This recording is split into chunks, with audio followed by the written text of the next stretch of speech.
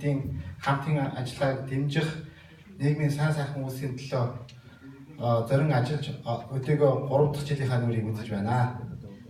共生となっている北海道モンゴル交流協会は日本とモンゴル両国間の文化的交流また人的交流の発展に貢献することを目的として設立されて今年で3年目を迎えております。 Манай нийгэмлэг залуу чадварлаг боловсон хүчнээр бүлээн нэмсээр өдөөгөө бид бүхэн цаашид хийх ажлынхаа төлөвлөгөөнд нийгмийн сайн сайхны үйлс, хотын хөгжил, аял жуулчлал гэх мэт ажлуудыг хийхээр зорин ажиллаж байгаа бөгөөд биднийг үйл ажиллагааг сонирхон хүрэлцэн ирэх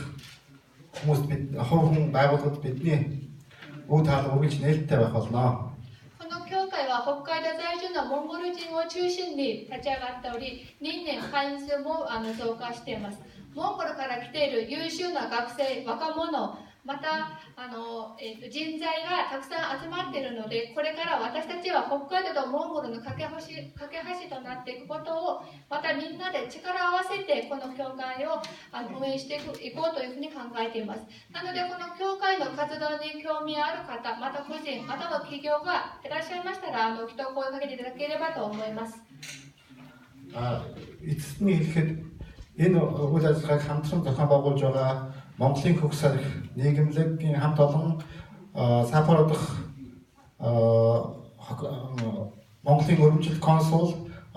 түүний ажилтнууд болон энд хүрэлцээрсэн та бүхэндээ маш их баярлалаа.